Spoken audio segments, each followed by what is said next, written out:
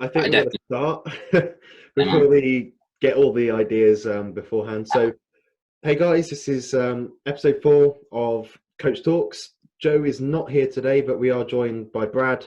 He will introduce himself in a minute. And essentially today we're just going to go a little bit of an update on myself and obviously an introduction to Brad.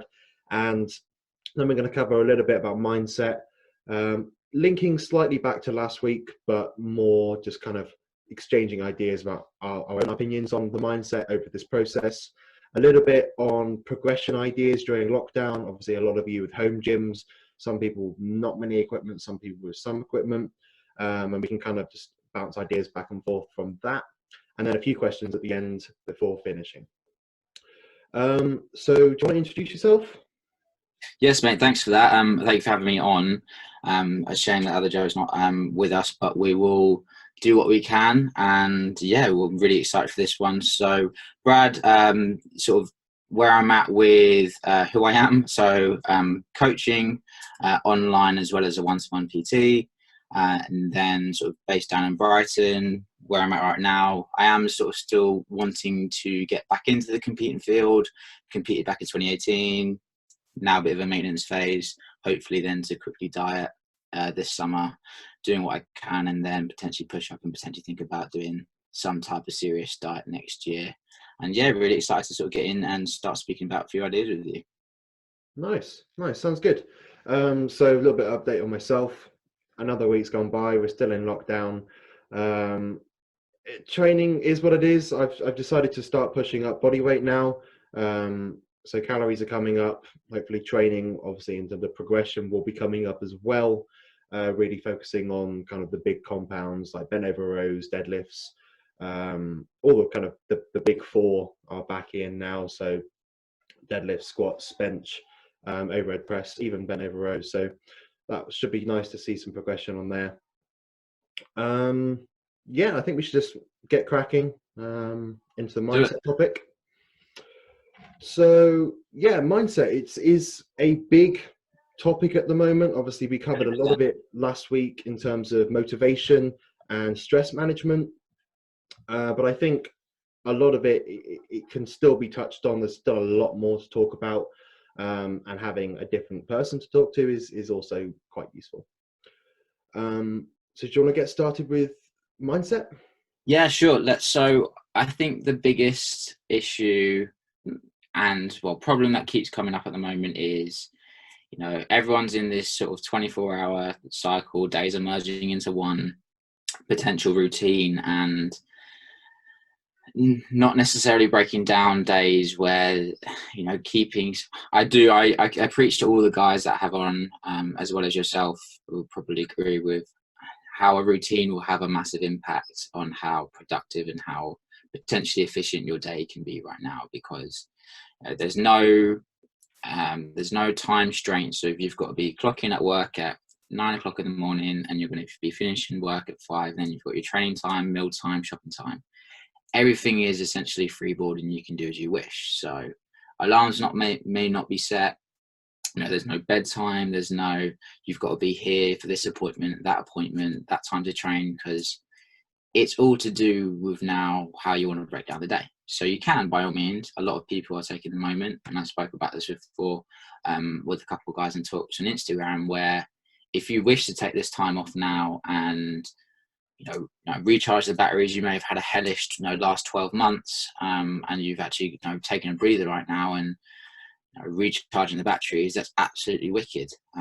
But if you are the individual that's potentially finding yourselves kind of letting the days go away, it might be a time. Well, I still think, and Joe, you may agree, that we've still probably got a good chunk of time left where normality is a long way away from us. So I think introducing some types of structures of a routine and really getting some clarity of how you want your mindset to operate during this time is going to be super important. So things that have had a big impact on myself, and I know we spoke about before, how actually getting up whether it be going out for a walk first, or staying off social media first thing in the mornings, to then progress into like your meal times, sitting down for meals, sitting down with families, if applicable, when it comes later on in the day when everyone might essentially be doing their own thing, and then actually coming together if you can, sort of as of an evening time, and just really planning your workouts. And just if you have equipment, I know some people are very limited, but making what you can. I think now's a time to test a lot of us how creative we are, whether it's using footstools to create an incline bench, or using bags of potentially compost that you can buy for B&Q for £2, and putting them in carrier bags and using them as weights. There's definitely, even though because the demand for weights bands and some form of resistance has been so high because everyone doesn't want to let go of training, there has definitely been some tested figures, and there's been some awesome stories, and there's also been some ones where you put in what you put out. This is not to say that you've got to invest a grand into some kit where you can get at home. It's a time where, if you can potentially really think how you want to try and benefit yourself during this time. So keeping it strong up top, and making sure that you are checking in with others as well as yourself, because if yourself's not good, how's anyone else then going to sort of thrive and bounce off that? Because your own state of mind is more powerful than anyone else's, because if you're okay one week and you're not okay a week later, there's definitely some difficult things going on there. So that's probably my partake in sort of a little bit of a divert there. But let's see, what was your thinking at the moment with keeping sort of up top, all in check? Yeah, that sounds really good. Obviously a lot of topics covered there, but I think like you said about kind of the days merging into one, it does happen. You kind of obviously online check-ins happening weekly for me, doing them for other people, sorry. It's crazy how quickly the week comes around. I do my weekly check-ins, I do a few workouts, and then actually the next weekly check-ins are the day later, and it's like, where's all that time gone? And it almost feels as if you haven't accomplished very much. Normally you'll be able to kind of look back in the week and say, oh, I went to the beach, I did this, I went to work, I did these training sessions, and you can kind of list all the things you did, the places you went to, the people you saw.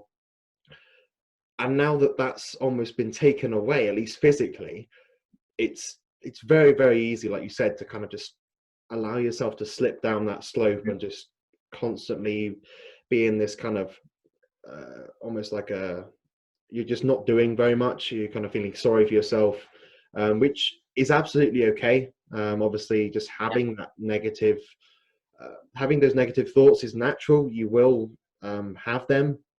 And I think, touching back to last week, having those negative thoughts are fine. Have them, and then do something about it. Don't worry about the things you can't necessarily control, but just change the thing that you're doing. If you are feeling down, or just a little bit shit, then do something different. Even if it's something completely unrelated, which isn't necessarily going to make you, isn't going to be directly targeting the thing that is making you feel bad. If you can't see your friends and then you just go out for a walk, you're not going to see your friends, but it's that change in activity which is actually going to help you just kind of stop that day merging into one, essentially. I think probably one of the biggest, again, I don't want to call it an issue, but it's not a trap either, because we all live essentially within four walls. So I feel that terminology of being inside, whether it be bedroom, living room, wherever it may be, and essentially all those rooms have four walls, and this isn't a time where yes, we are in isolation, and you are essentially picking apart what this time period is supposed to be for one another. And as you quite rightly said there, like if you do have a negative thought, I remember catching myself last weekend where I had all these content ideas that I needed to be writing down and planning, and I just had this downward sort of part of a roller coaster. I call this sort of up and down trend the roller coaster journey. It's very used term, but let's just go with that for now. And my Saturday afternoon from 1 till 5 was supposed to be content planning with a meal or whatever in between, and it just fell into a sort of catching myself out and just looking at the ceiling like, I don't want to feel like this, like I don't want to do the work right now. And I think speaking about it and processing and allowing, actually almost having that time period to think, the next morning, like, oh, I didn't waste the day. No. It was just catching and now realizing, me being in that moment, to go, okay, why potentially was that happening? It might have just been low mood. Something might have just set me off, that I was potentially feeling a bit tired, caught myself out, big walk potentially before, and it just didn't happen. However, moving on to the next day is always a new one, new challenges to be taken on, new tasks to be complete, and more potential forward planning. And there's always going to be, hopefully, within reason, there's always going to be that next day. And if you are having that sort of downward spiral on that potential one afternoon, or maybe even a couple, speak is probably another thing that we'll probably really should highlight, whether it be to either one of us, family members, friends, putting ourselves out on a platform where it could potentially reach a fair few people, and they might be listening, and they are potentially struggling and not knowing who to speak about, or speak to someone about how they're feeling. I think it's still a big topic not being spoken about enough, when even though we are supposed to be united, sometimes we are still quite isolated in this supposedly ever more connected world that we're supposedly living in. Yeah, 100%. I think definitely talking to people is going to help. I think also, just almost like you said, being isolated is one of those kind of issues. And we touched on a few people with kind of very isolated lifestyles, but and how obviously that works for some people. Having that isolated lifestyle kind of works for some people, as in you have that one goal. If we have a look at just a few examples, obviously, if you're Olympians, things like that, bodybuilders, you have that one goal. You're not going to let anything get in the way. You will sacrifice other things on the way. And I think in terms of mindset, being in this scenario now where we are forced into, we are only allowed to do certain things. You don't have so much freedom anymore. And I think the ways that, say, someone with such an isolated lifestyle would cope with their mindset would be different to someone who engages with lots of other people. And I think that's really quite interesting to understand and learn. You mentioned talking to other people, talking to yourself.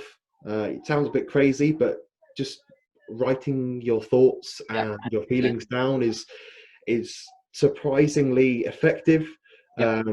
I definitely have had a bit of a week just kind of saying to myself, actually, like, I've been getting caught up with how many likes has this post got? What shall I post? Oh, that's not good enough, or I don't want to post that because it's not going to get very many that kind of thing.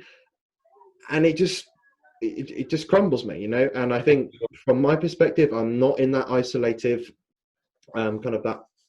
isolated lifestyle. I never really had that. I'm definitely someone to maybe train with others, spend, obviously being at uni where I was beforehand. You're constantly surrounded by friends. Family are always going to be there, but your friends are always going to be there.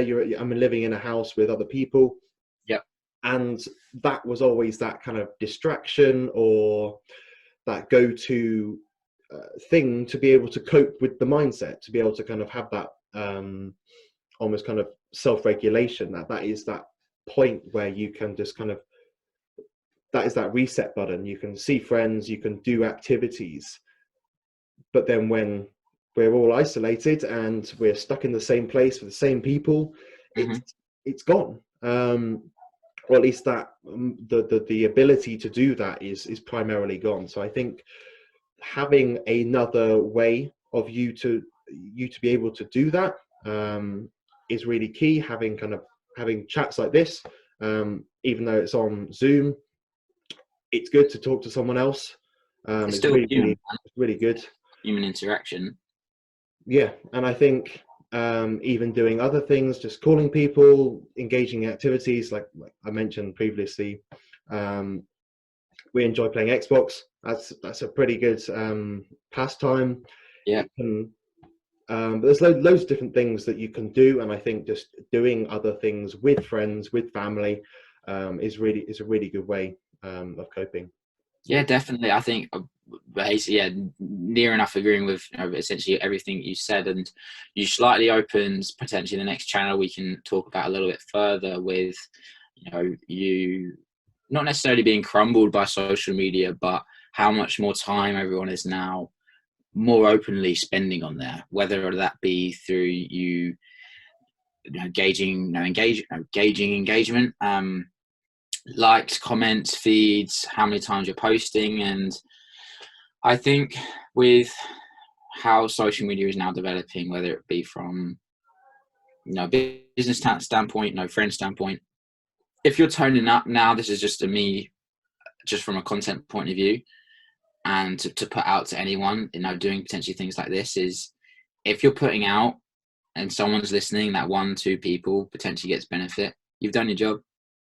You've made someone else's mood change. If they're then or you've helped them, whether it be something informal about certain type of movement which you can do at home, or mindset, or nutrition, anything that's giving sort of a positive into someone else's life is a massive win for me. Even if I'd rather have the post have near to no engagement and help 3 people fully message me back saying that was a fantastic post, I've gained something from it, or see those bookmarks, rather than have 150 likes on a shredded image saying throwback. Yeah, That's how I now interpret social media, because from a coaching standpoint, I'm there and you are also here to solve people's problems. Now, yes, it all looks great when we diet down, and that engagement will be better. That's just sex sells. We kind of know that. But when you are in a position where you're a problem solver, and social media is your now platform for sharing a journey and helping others, that type of impact where you are solely helping out individuals rather than just thinking about likes, that's what now it took me a while to appreciate that, and to get out of that mindset of, oh, this post has only reached X amount of people and maybe I should re-upload it. Doesn't matter. I'm going to turn up tomorrow with another post. I'm going to do another story. There's always going to be that next tomorrow, as we've already spoken about. Yeah, 100%. It's very interesting. Just obviously, like you said, a lot of people are spending far much more time, whether it is on Instagram, that you are just on your phones more, on technology more. At least that'll be the general consensus from most people. 100%. With a mobile phone generation. Yeah, it's quite scary just how much time I always spend myself sometimes going through the feed, and you eventually get to the point in Instagram where it says you're all caught up, and it's like, oh, I've seen everything, and it's very rare that you see that, but definitely getting caught up with kind of obviously like the analytics of different things. What do people want to see versus what do I want to post? That payoff. And I think it's also the same with other stuff, like what do you want to do and what do other people kind of want to see. I think getting a mix of both. As I said, whether it be a little throwback to wearing some beach shorts and having some abs, or a potential really informative infographic that is going over a breakdown of a home movement, which you could use. And both posts have their benefit. Not to say that we're social media experts at all, but if you're wanting to boost a little bit of engagement, maybe you do a little throwback, and then the next morning or the next evening you do a recipe idea and a workout breakdown. There's definitely swings and roundabouts, because then you've got the engagement from there, you've got people coming to your page, and vice versa. So I think there's definitely a time and a place. And to actually kind of not round off this conversation, but with people that are, if they are still listening, appreciate it. Finding some time on sort of catching themselves out spending too much time on socials, is set limits. Like I've got a Facebook limit on, I've got Instagram limit on. And, yes, there's a part of it where there is a social networking part, and that's messages, but maybe limit it to 2-3 times a day, instead of, refreshing every 5 minutes to think who's messaged me, when, almost kind of like that puff feeling of like a balloon popping, when if you were to refresh your feed or go back on an app and someone hasn't messaged you back. Yeah. Like that's a again, speaking about the negative sort of spirals, that little switch might then set you off into a bad afternoon. I think a very small thing that I've done is simply changing what my home phone screen looks like.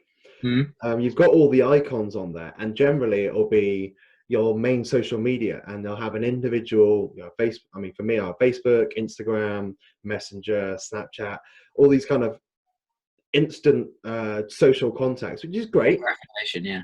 But you don't need all of them there. And I always have that habit of just unlock the phone, check Instagram, unlock the phone, check Instagram. And it's so, like when you're doing stuff throughout the day, absolutely fine. You can sometimes catch yourself out, but being in isolation and not having much to do, it is so detrimental. And I've just moved it onto another page, and I've in place I put say emails, or just more, say, productive things. And it's made a difference. It really, really has. Putting emails there, maybe putting all social media into a folder, and then it just has that one extra step, which isn't just going to be that instant go-to, which has definitely helped me kind of. No, I agree. It's definitely something that people could definitely take on. I got my phone by my screen, and I've half done it and I half haven't. My main one being Instagram and Facebook is still out, but Snapchat, Twitter, and everything else is in one folder. Yeah. So they probably will get a shift. Yeah. Even though speaking on this, I can catch myself out. When you've got a couple conversations going, and sometimes you do need a bit of a back and forth. It is very intriguing, reopening an app, and to not let myself get caught out any further, I've actually just turned notifications off on everything as well. Okay. So if I have to physically go on to check and be sat down and concentrated, rather than just a quick open up and flick through, I have to, I don't know it's there if I haven't actually opened the app. So yeah, no, that's really interesting, because obviously then you're not just waiting. You're not staring at a screen. Obviously, then there's the point of, okay, you're probably you may get into a habit of constantly checking, but also then there's the purpose of, I'm going to spend this time, I'm going to go onto Instagram, and I'm going to scroll through, I'm going to message people, and then in an hour's time, I'm going to do the same thing. And I think that is actually quite an interesting point, similar to the kind of changing your apps around. But yeah, do you have anything else you want to mention about mindset? Or I think now we've covered a lot in this sort of first segment, and to sort of round off, you'll put into what you want to put into this time, whether it is taking a break, or really trying to get after new tasks or projects. Just making sure you are generally okay up top is the main thing, because this period right now is very much a pause in all of our lives, and we're supposedly, we're the generation that is being tested. We're essentially being, we're not being asked to do anything drastic. It's, you kind of stay home, you do your bit of food shopping, and you come back and you get to play Call of Duty and chill out. And if you want a home workout, you can do a home workout. If you don't want to do a home workout, you don't have to do a home workout. But if this is the time where you are catching yourself out and you're sticking to the habits that have then caused the negative thoughts to come forward, and you're not waking up and thinking, what else can I potentially do today, definitely have a rethink, write some things down, have an actual conversation. There's one thing thinking about negative thoughts and actually spilling them out, and actually having a back and forth conversation, having an actual human to talk to, rather than just playing mind games with yourself, is the big ones. So look after yourselves, basically. Yeah, I think that's a really good way to finish the topic there. So I think we'll move on to progression in lockdown, Mhm. and how you may find progression in lockdown. And I think obviously we mentioned briefly on kind of the mental progression and kind of what you can do to get out of that kind of slumped area in your mind and just stop yourself from constantly going down that roller coaster and bring it back up again. And I think we're going to go a little bit into the kind of training, and how you can progress your training if you are training at home, which most of us are. So what are you doing at the moment in terms of training? So at the moment now, I was fortunate enough to keep some old, I wouldn't say school dumbbells, but I didn't have to purchase any kit because I had some kit from when I kind of sort of got into weight training when I was like 15, 14 years old. I think I literally got it from like my uncle. He got rid of his bench, his gym days were kind of over. And it's always like lingered at the top of my wardrobe. So lo and behold, it actually has a purpose in life. Bring it down, and I've actually got a bench and a few weights, and I've now been able to sort of find some more heavier loads as well. So this week I've actually only just picked those up this weekend. So this week now will be my more trying to get back into how I can actually figure out how piecing things together. So I've got a few different weights which aren't barbell compatible because they're dumbbells, and it's now thinking about how I can put those together, but actually making this relevant to people to how they can think they can progress. If weights are limited and bands are limited, I think from a standpoint to really not let yourself forget movements is slow everything down. Use different types of tempos which are going to suit to you. If you're someone that was just ripping weights or pushing weights with like a 1-to-1, so it's up and down in a blink of an eye, really think about creating as much tension as possible. Really think about getting into high rep ranges. This isn't now territory where you're going to be being able to push to absolute failure at your 8th and 9th and 6th reps, whatever your threshold may be. You're probably now looking into pushing to 25 to 35, 40 rep sets, because there is no load there. And it's fighting past the point where you think it's burning to then, if you're still wanting that element of progression, to somewhat get a little bit of muscular breakdown by going all the way to that failure zone. And then being intuitive, thinking if you aren't fortunate enough, because I know a lot of people don't have any equipment, is what type of incline could you use at home? Could you use your stairwell? Could you load carrier bags with food shopping that adds weight to it, whether it be cartons or dry food? There's definite ways to think around how you can progress at the moment. But if you're struggling for ideas, I think there's so many workouts at the moment that are going around, which is another topic we should potentially dive into another day or today. But think about what home, because home workouts have always been around a long, long time. Yeah, for sure. And if you wanted a home workout, you could potentially got a home workout. And it's not to say that I'm against uploading home workouts, because I've uploaded a couple, but I've had weights to do that with. Thinking about it now, the home workout may not necessarily be the problem. If you are missing, resistance side of training, bands, body weight can still do some potential damage. And you might not progress the way you want it to, but you can still get a good amount of stimulation there. But really still think about where your nutrition lies, along with what type of training you can do at home. But some of us are fortunate to have some kit, some of us aren't. I think it's, instead of sort of kicking yourself in the foot about it, it's kicking the ground type of thing, it's head high and what can you do to still progress. So what's your take on things? I know you've got a few bits of kit at home and trying to help some guys out. Yeah, gratefully I already had a little bit of kit, just from going to the gym, cuffs, bands, that kind of thing. I had a few dumbbells, like you said. I got some dumbbells when I was maybe 2015 Christmas, something like that, or 2014 Christmas.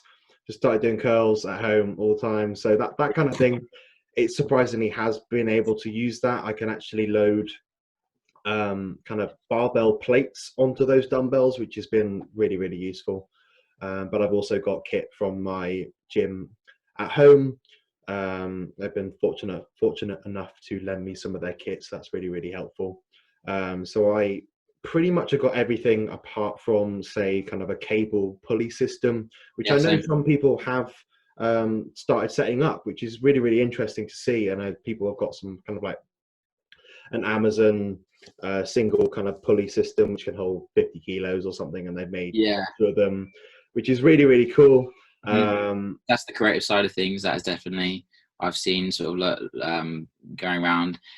I think, have you sort of been able to explain what those sort of attachments are? I think there's like a cable pulley you can buy on Amazon. Like I can't remember what the name of it is called, but it's No. where you can load resistance on one side, and it will you be able to facilitate a position in your home or garage where you can secure the pulley, and it will be able to load on one side, and you attach literally a piece of wood or a piece of plastic bowling and use it as a push down, use it as a pull over, some really versatile pieces of kit potentially, and then you can create the load on the other side. Yeah, really, really useful. I think for people without, if you haven't got much space, I think that's Mm, quite a useful thing to do, because you don't need necessarily weights like physical metal plates or bumper plates. You can use anything, bags, and it's not going to affect the way that the weight is used, because say you can't load them properly on a barbell, or you can't hold them properly because of the shape.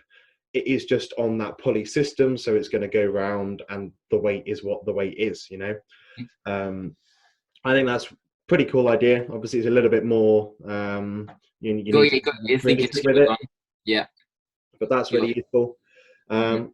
I found kind of not as much in my training, because I haven't need to use it as much. But if I was definitely lacking equipment, or lacking as much equipment, if I didn't have a barbell or as many plates, I just had, say, dumbbells and bands, I definitely think incorporating pre-fatigue work, looking at the muscles that I want to use. So, example, today, just potentially doing, say, a chest fly with a band. You really want to focus on that kind of on the chest muscles in that, Mhm. and then maybe supersetting that with, say, a press up.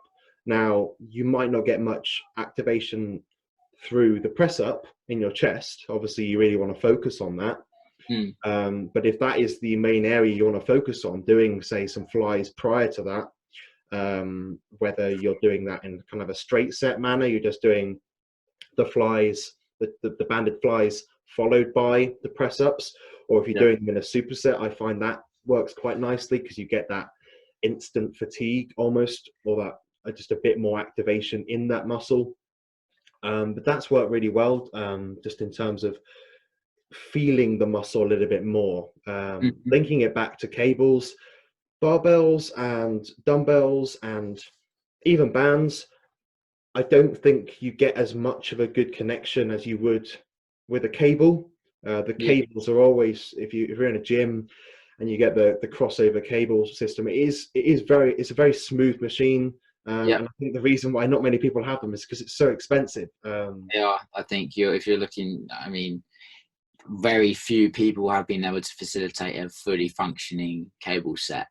And I think, not to say that people will scrutinize, but when you have the facility to be able to, provide yourself with that, it's not, those pieces of kit aren't cheap. So it's using them wisely. If you have the facilities to do so, that's excellent.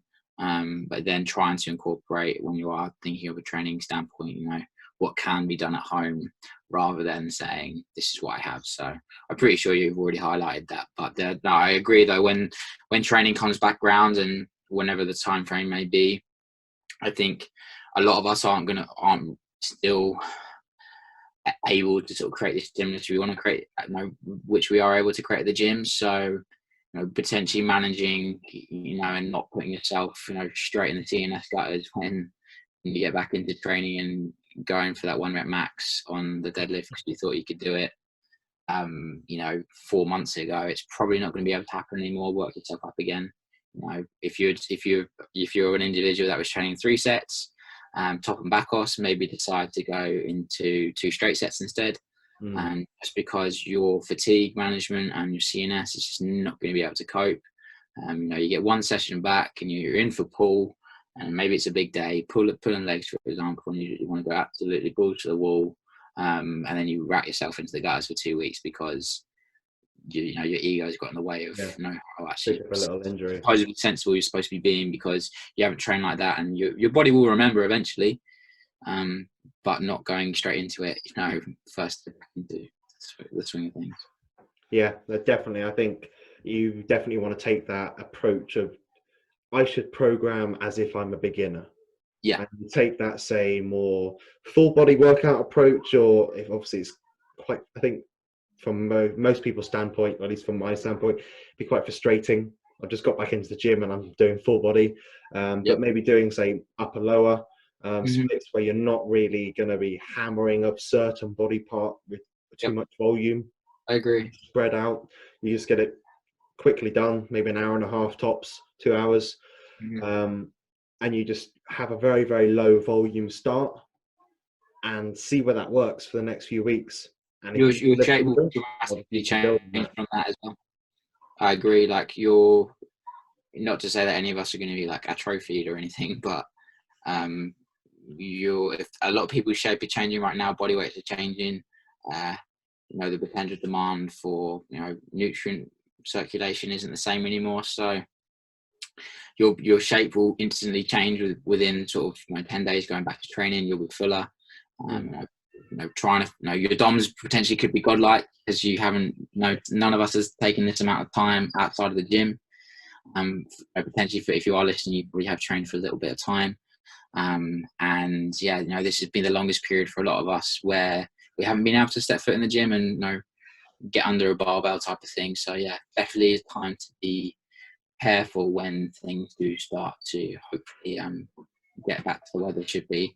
But whatever time that frame may be, as we said, just take it precautious. The gym will be there the next day, as long as it's not a second wave of this event that's going on. I think that that caution side of things is definitely very important, because considering most people's training stimulus now is going to be very, very high reps, with band tension, the joint, the impact on your joints is going to be far less. Obviously, the higher repetition does have an impact on your joints, but compared to if you're doing, 50 banded press-ups, it's not very much on your wrists, your elbows, compared to doing, say, 100 kilo bench press or 120 kilo bench press. That's a lot. Same with squats. If you're doing, say, wall hack squats, or just a variation of a squat with dumbbells, it's going to be very high tempo, a lot of tempo, maybe high rep work.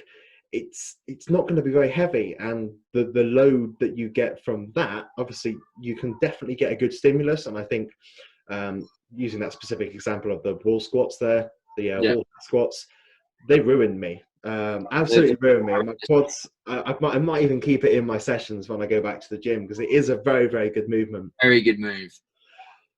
However, you can get just as good a stimulation, kind of a stimulus from, say, a hack squat or something else in the gym, just a normal squat or a leg press, that kind of thing.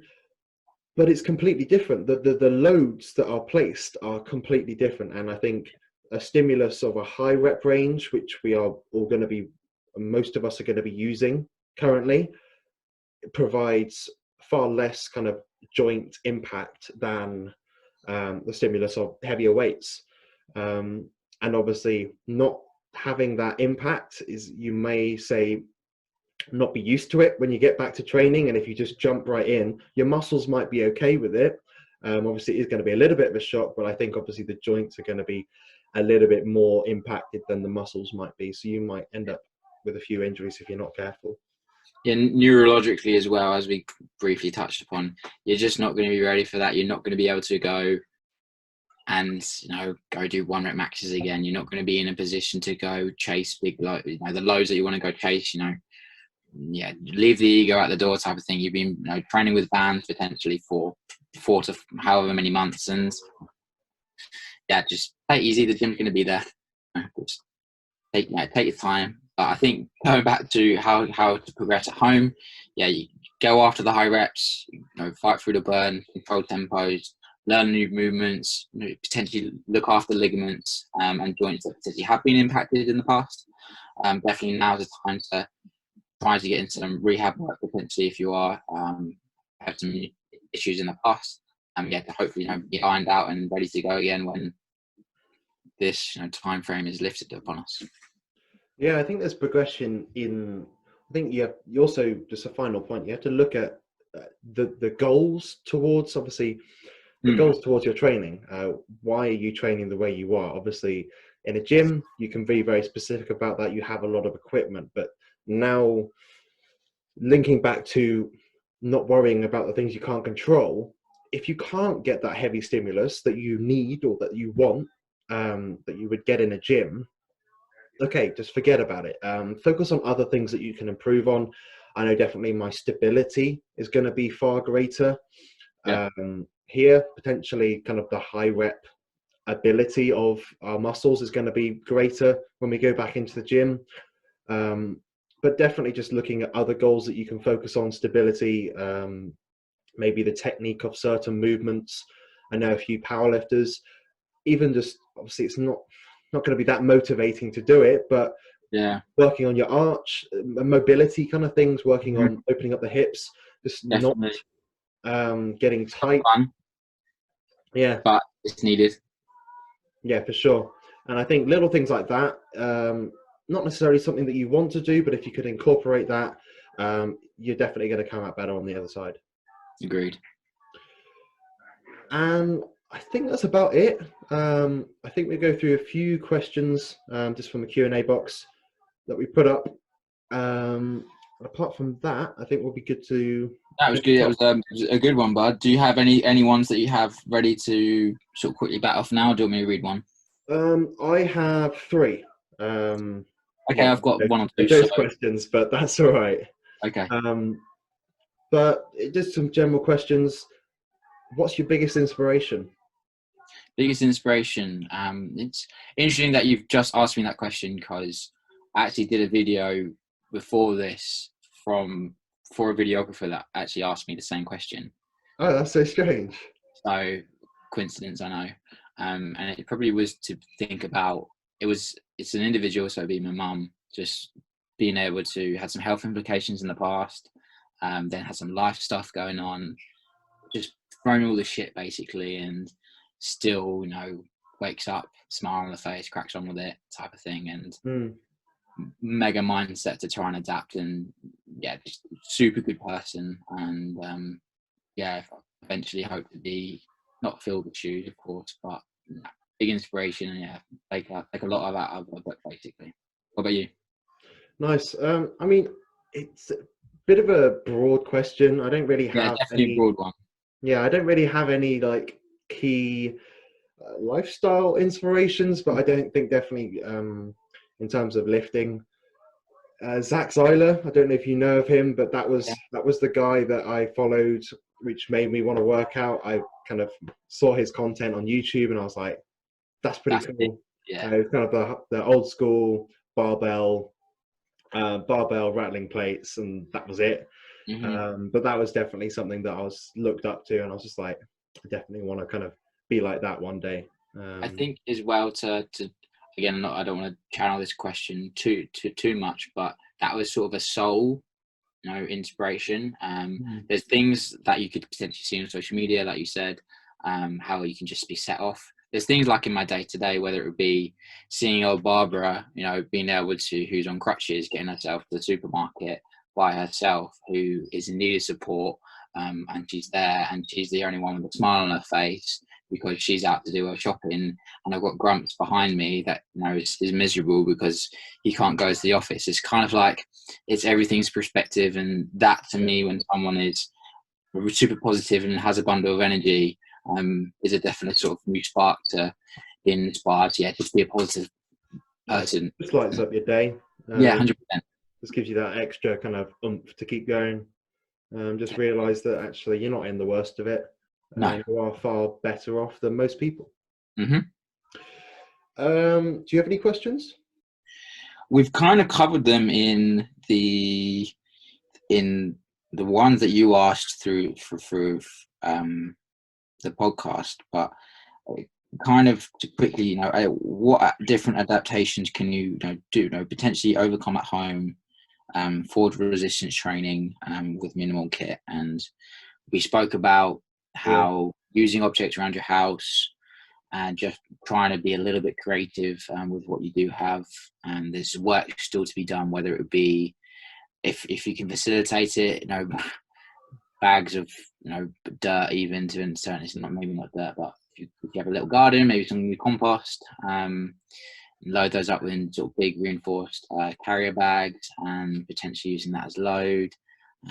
Using stairwells, using items potentially in the room that might add up into a backpack for a little bit of sort of squatting weight. You can then use that for curls, for rows, for pressings. There's hopefully there's really. Yeah, there's definitely. I've seen just people creative. I follow. Oh, sorry. Seen people I follow with kind of just bags of sand. And Yeah. It's surprising how heavy sand is, but I got 80 kilo bags of sand, kind of strongman style training. Yeah. Sand to the shoulders, kind of stuff like that. Obviously, it might be slightly different training to what most people are used to.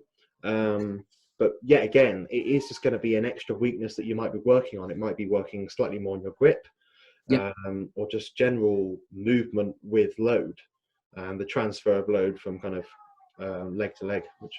It's not, you don't just have a stable plate to put your 2 feet on and then you can move your load from A to B. It's, can you balance with a backpack on your back when the sand might be moving to the left side when you're doing your Bulgarian squat, and then it's gonna flick to the right side, and you've then got to readjust for your right hand side to then go back down. So as you said, stability is hopefully going to be an improvement for you during this phase, and not feeling sorry for yourself and thinking there's no other option just to sit down. Basically, if you're wanting to train and you're wanting something to do, whether it be a backpack, carrier bag, something where you can just put something in and create some load, there's definitely hopefully some way you can try and do that.